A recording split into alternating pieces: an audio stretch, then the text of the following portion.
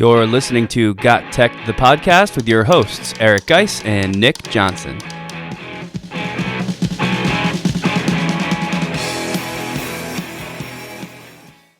Hey everybody, welcome to the GotTech podcast, our very first episode.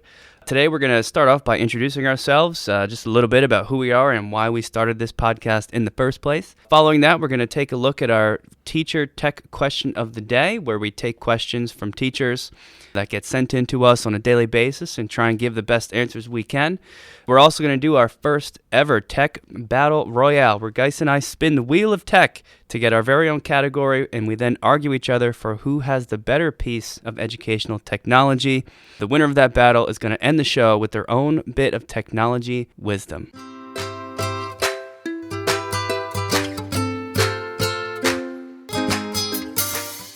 Hey, welcome everybody to GotTech, the podcast. First episode here. I'm here with Nick, and we're super excited to get this podcast up and going. It's been a long time in the making.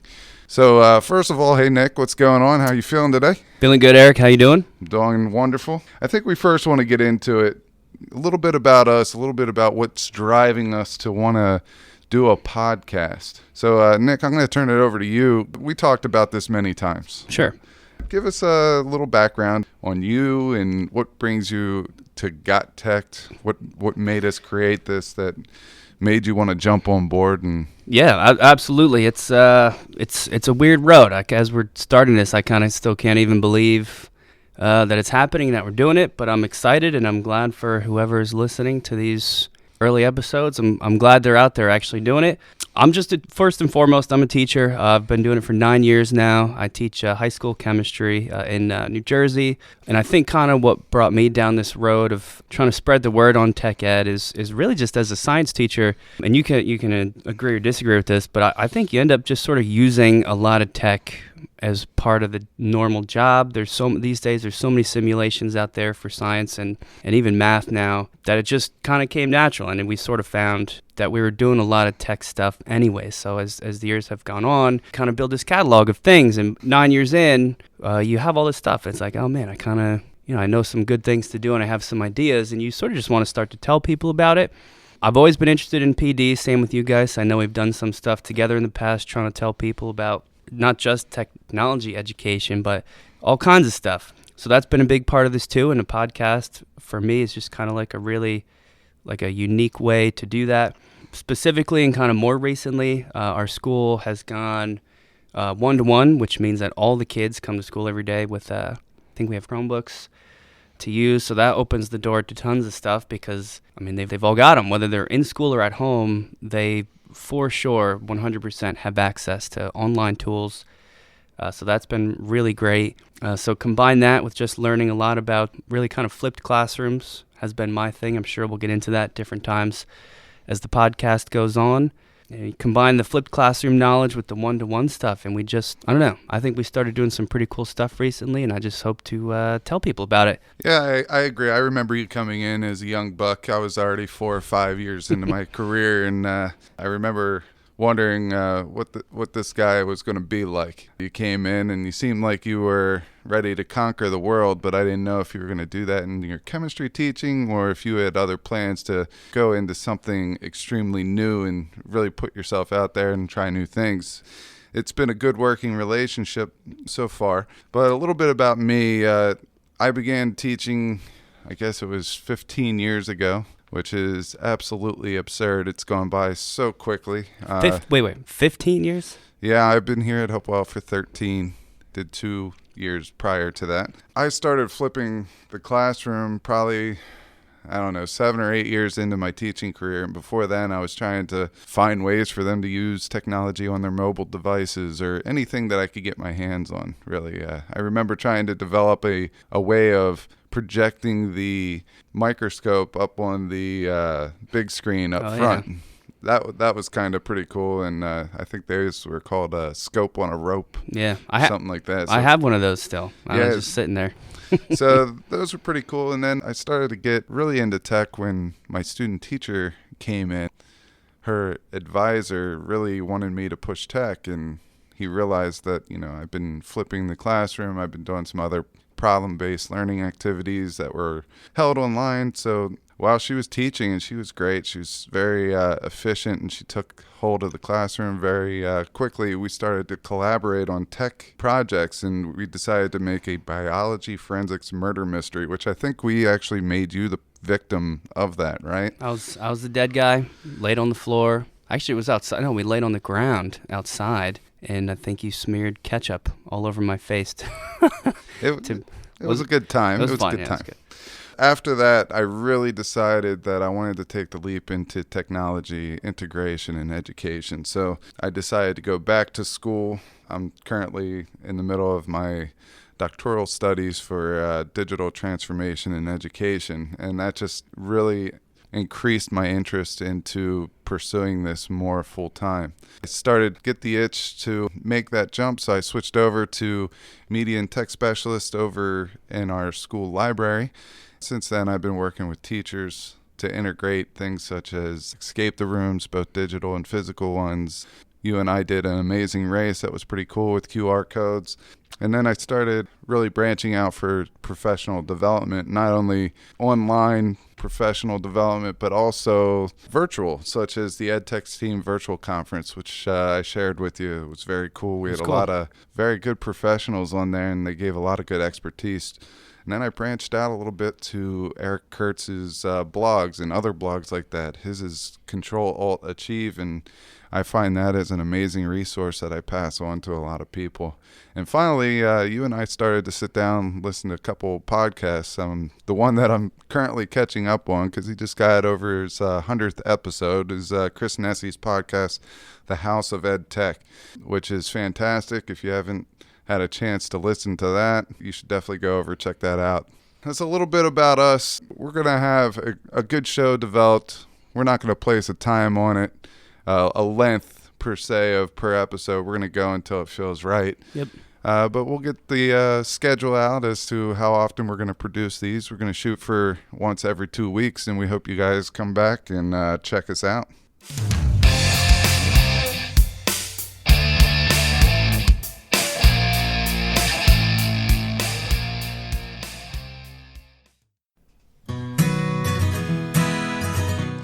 You're listening to GotTech, the podcast. You can follow us at gottech.com or follow along with Twitter at WeGotTech.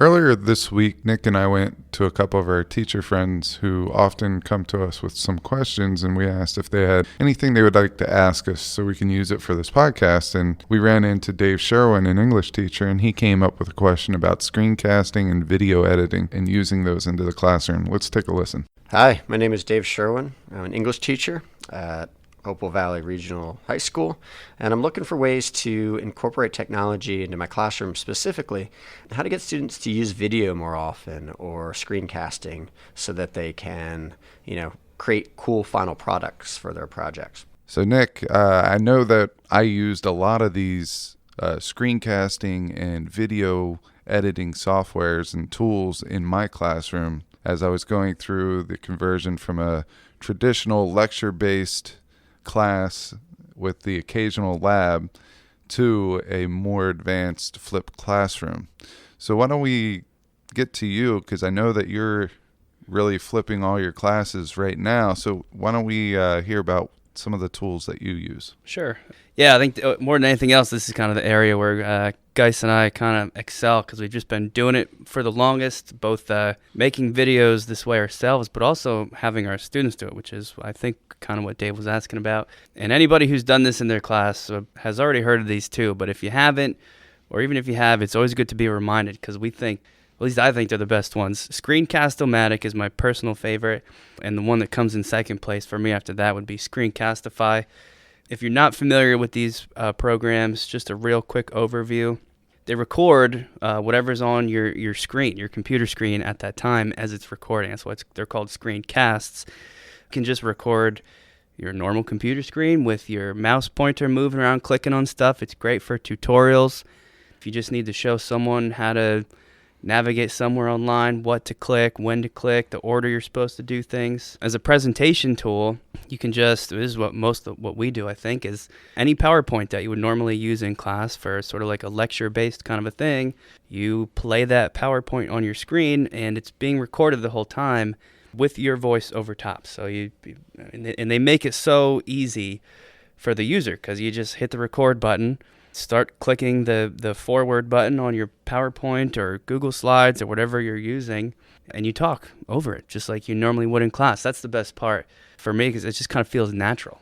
Yeah, it's natural, but there's a lot of advantages behind Screencast-O-Matic and behind Screencastify and this whole process of screencasting. For example, I know I had some special ed kids that really enjoyed the note-taking tools that I gave with these screencasts, because it allowed them to have their notes already filled out when they get to class, and it allows them to really concentrate on what we're reviewing or how to apply that information in our activity that we're doing at that time. So yeah, I agree with you. Those are two great tech tools, but I'm going to take it a step further, and I'm going to bring out a video editing tool such as WeVideo. And I know our district that we teach at has a subscription for all of our kids, which is pretty affordable when you really look at it.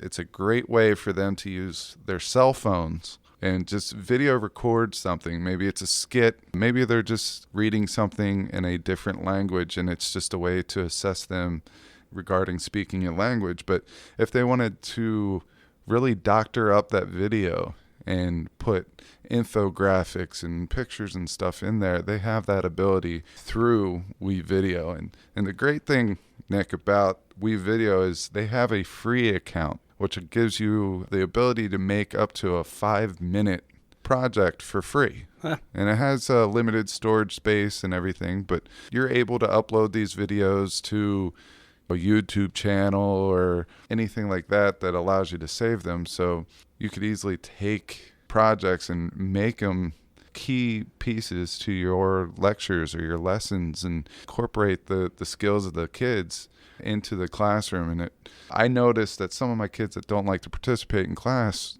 didn't mind using the Sure. videos. So I thought that was very cool. Well, I think too, not to jump in, but the best part, I've just used WeVideo a little bit. If anybody's listening to this and thinking that they can't edit a video or add music or throw a picture in, that means you haven't used WeVideo. It makes it so easy. Just drag and drop. You have a picture you want to be as part of the video, upload it, really simple. Click on it and move it to whatever position, wherever you need it to go, and it's automatically there.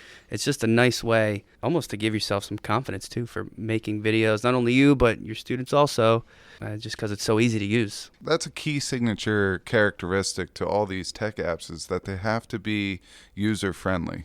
I know that a lot of people look at technology and they think the word technology, I can't do it. I can't incorporate that. But what I'm finding is, if you sit down with somebody and you just show them how to use it, if you go out and you're that headpiece, Yep. says, hey, let's work on this. And that's really how you and I started doing similar projects. Sure. One of us had the idea, the other one showed the other one, and here we go. We That's have it, a whole unit. It That's all it was takes. really cool. Last piece of technology that I want to talk about is Flipgrid, and there's this Flipgrid fever going out there. At first, I didn't know what it was all about. I knew it was being talked about at every single online professional development, every conference that I went to. It was all over the place, and I wanted to know more. So since I deal a lot with tech integration and teacher professional development regarding technology, I decided, hey, I want to try this thing out. I got Flipgrid, created a grid, which is your first step, and I just named it Professional Development Questions. What's a grid? I don't know Flipgrid. I'm just acting as the person who doesn't know. Is it web based? Like, is it on a like a website screen, or? Yeah, basically you log into Flipgrid and Sure. you have this grid, and that's basically your online classroom. Okay, and got it.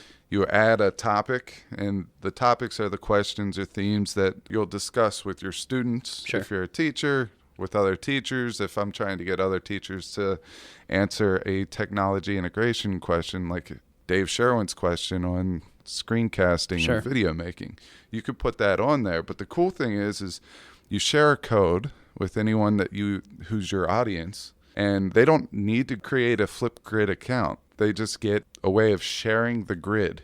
And it's easy to access on Macs and PCs and Chromebooks and even mobile devices. Basically, I would create this question, and they would hit the add a video button, and they would go ahead and record their video. So they could use their cell phone and take recording. Both visually you could see them and you could hear their voice, and they would reply and answer to that.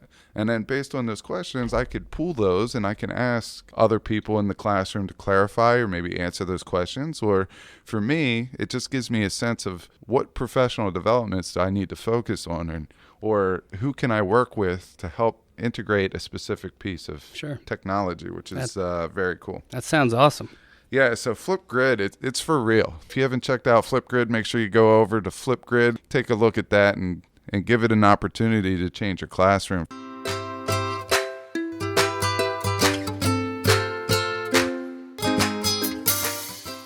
Each week, we're going to come up with something that has happened technology-wise in our teaching or something that we experienced. And one of the biggest things that I am getting right now is we have a new push for creating a new professional development, something that is going to be useful for all teachers, all skill levels, all experience levels, all years of experience. And this is sometimes hard to do when you start pushing out new initiatives, trying to understand who is going to be capable or who is going to be willing to do whatever the new initiative is. One of the biggest things in our field is technology has been going rampant. It's been taking over. And this isn't a negative thing. It could be a very positive thing if we implement these tools in the right way, and that we're not leaving anyone behind as far as realizing that everyone is capable to be able to complete a professional development. If they sat down, they had the time to do it. So in this little segment, we want to talk a little bit about some of the barriers that we hear on a daily basis as teachers, as people that are a little bit more tech comfortable. And I don't like to use the word tech savvy versus tech unsavvy. We don't like to go there. I like to say tech comfortable and tech uncomfortable. And the reason why is when I think of someone being tech uncomfortable, I think of myself as being able to go and talk to somebody, have a meaningful conversation, and maybe bring them over more towards the tech comfortable side. So this is how I am looking at one-to-one or small group professional developments. I'm trying to identify what makes them uncomfortable and see how I could alleviate those problems to make them tech comfortable, or at least in the middle. So let's just go over a couple things, a couple barriers when it comes to integrating new technology into the classroom. What are some things that you have heard? Yeah, the biggest one for me that I hear from a lot of teachers, even sometimes I feel myself, is the time aspect of it. A lot of teachers feel like what they do already works pretty good, which for most of us is very true. If you've been teaching for any number of years, you've got your worksheets, you've got your plan, you've got your outline of what to do, when to do it, how to do it, and it does work. So when you throw something new at people and they feel like they have to recreate something they already do, and if they already feel they do it successfully, they just get annoyed. They get annoyed that they feel like they have to do it. They get annoyed that it's going to take them more time to do it, especially because they've already got stuff set up. So it's kind of tough to sometimes show them there are other ways, different ways that might be better. You might like more, even though it does require some effort on your part maybe to get it started in a new way. That's a big one, though, for sure. Yeah, I mean, you really identified two there. You identified time, but you also identified people's attitudes towards it. Right. Sometimes I find that as soon as you say technology, it's like an off switch. Yep. I don't want to hear it. I don't want to do it. My teaching is successful as it is. It's going very well. As a teacher, I always feel like teachers kind of make that oath at the beginning of their career to be a lifelong learner, and that they have to keep staying on top of their game to make it the best for everybody. Sure. Every year, when you come in, your classrooms are totally different. First period might be a totally different dynamic than third period, which is totally different than seventh period. So as a teacher, I always try to run my classrooms that best supports the way students learn. So I feel like these educational technology tools are the same way. You go in, and if you have a class that is very comfortable with technology and is able to work through it, maybe you don't need to be the expert. Right. maybe you can be someone that just knows the general practice of it, and you're really just focusing on the pedagogy. I think, too, you got to remind people that it doesn't have to be some big, giant rework of your entire curriculum. That's certainly not the way. Actually, you kind of work that way. I definitely don't work that way. But I did some flipped classroom rewrites this year, and I did it for just one unit. Just one unit. I was 13 chemistry units. I did one. I did it over the summer because that's when I feel like I do have the time. And I did the one over the summer because I wanted to have the time to make it right and make it good, and I didn't want to rush through the other ones because I do feel like during the year I don't have the time, and I think sometimes other teachers just need to hear that that's okay. You can try just one thing and get really good at that one thing and do it awesome and do it right and slowly integrate that as you do feel more comfortable, because now that I've done the one unit, I'm ready to do at least 3 to 5 more probably this summer. But it's kind of building that comfortability, and now that I feel a little bit better about it, I think I can move through it more quickly, and it doesn't seem like such a big giant hassle. Yeah, the learning curve as you get going making flip videos and you have the editing process down, and you know how to make an intro, it does go a lot quicker.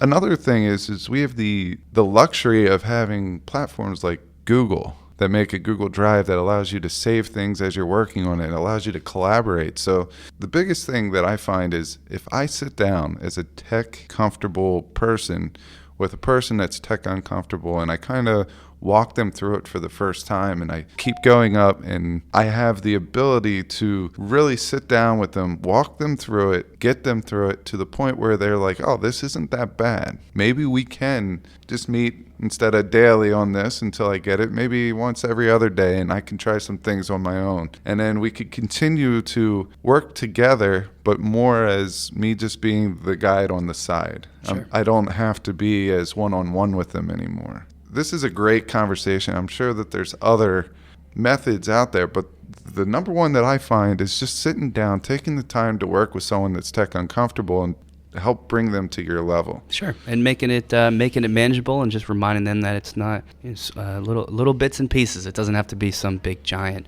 redo of everything all at once. You figure it out as you go. Yeah, little baby steps will get you to the end of the road. So if you're out there listening, we'd love to hear from you on this. On our Twitter, we GotTechED. We'd love to hear from you, see how you integrate technology in collaboration with someone that might not be tech comfortable. Just share some stories about how you get somebody, or tips and strategies about how you get someone from tech uncomfortable to tech comfortable. Go out and find somebody that's tech uncomfortable and help bring them to the tech comfortable side.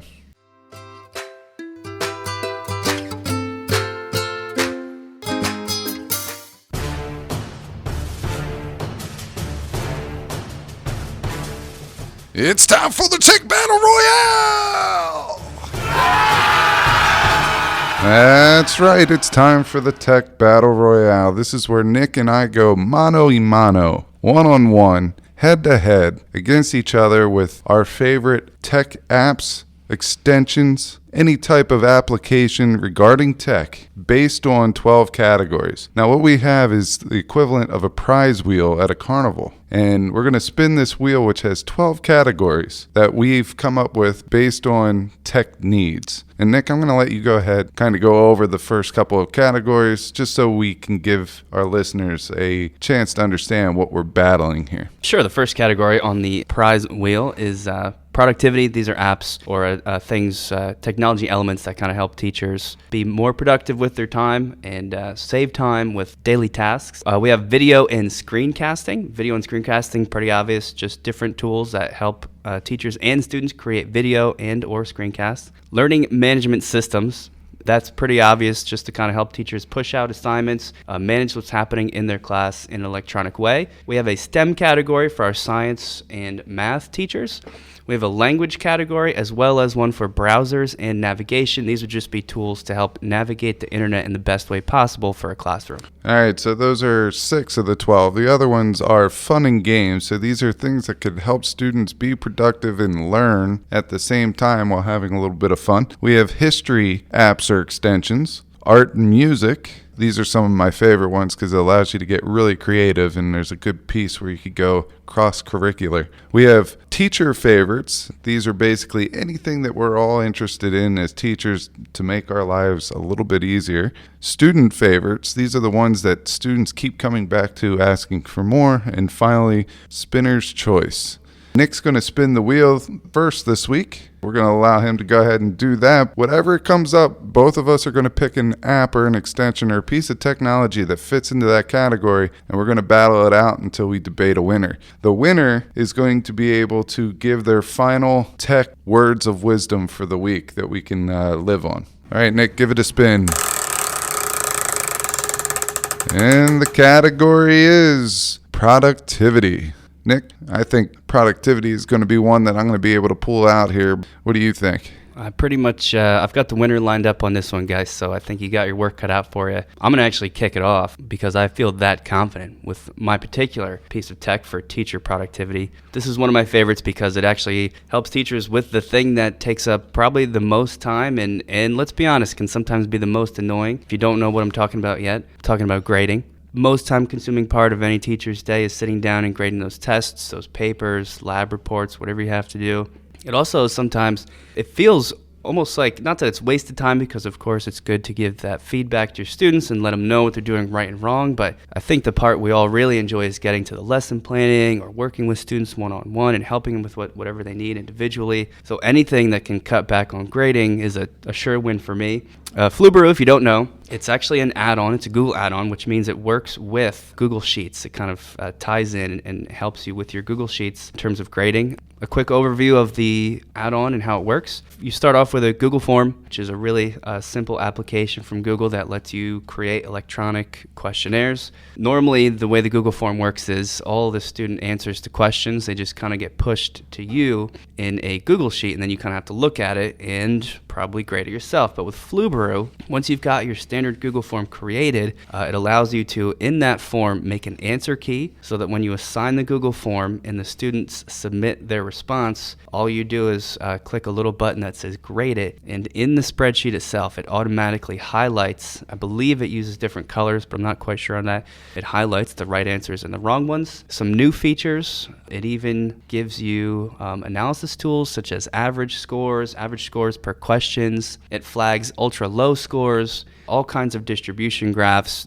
Obviously, the real benefit is it didn't take any time at all besides setting up the Google form, which you probably would have done anyway. And that's a great point. You set up a Google form there, but my thing is and don't get me wrong, I used Flubaroo for the first couple of years after forms came out, and it's a great tool. Flubaroo is a great tool, but to me, it's a little outdated. You said you're going to go in and create a Google form, but now Google has given you the opportunity to make an answer key, to push back instant feedback to your students. So I would say that though Flubaroo isn't completely outdated, it is adding a step to your workflow, which brings me into my app. Instead of adding steps into your workflow, a teacher has to be one who multitasks. That's almost a common characteristic that teachers need to have. If you have that ability, you're able to kind of de-stress in tough situations. My productivity app is called OneTab. I like to multitask, especially as a tech integration specialist. I am working on 7, 8, and 9 different projects during the day, whether I'm working with one teacher or 4 different teachers. What I do is I downloaded an extension called OneTab. Now, OneTab allows you to work on a project, and usually I'll have 7, 8, 9, 20, 25 different tabs open, and then all of a sudden I have to stop that project and go to a different project. So what OneTab does is it allows you to hit the icon, and it will condense all those tabs into a list in one open tab. So the list will be there, and anytime you want to revisit something, you could either upload all of those or you can just pick one at a time. Mine is OneTab.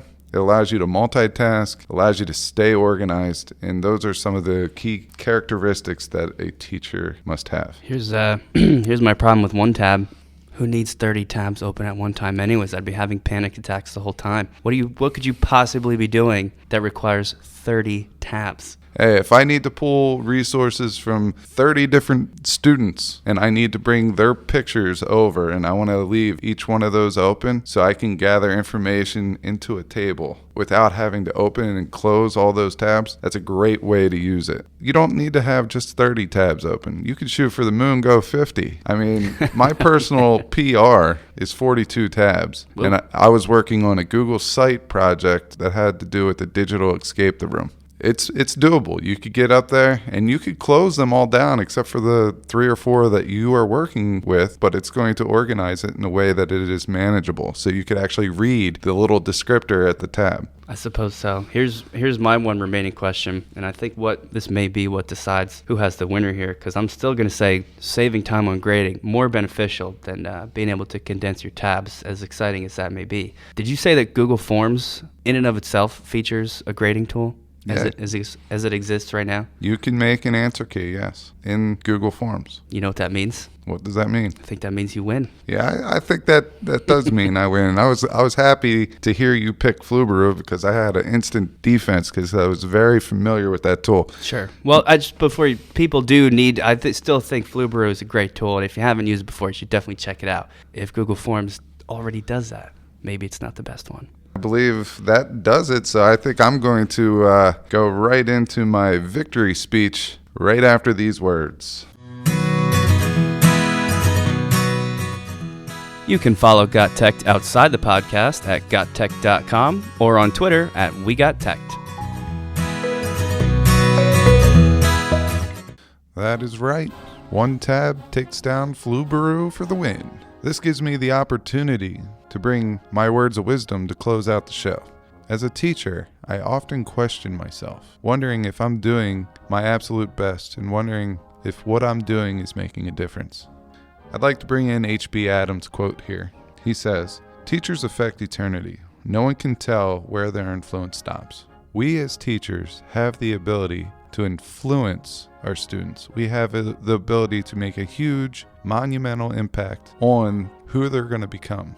And the way that we do that is through engagement, by making real-life experiences that allow students to remember what it's like to solve real-world problems. So I challenge you to go out there and become a change agent. You have the ability to change the way that you teach that's going to empower our students to become a better form of themselves. They will learn the skills necessary to solve problems and to make a world a better place. Until next time, go out and become a change agent. You can follow us on Twitter at WeGotTechED or on our website at GotTech.com. Have a good week, everybody.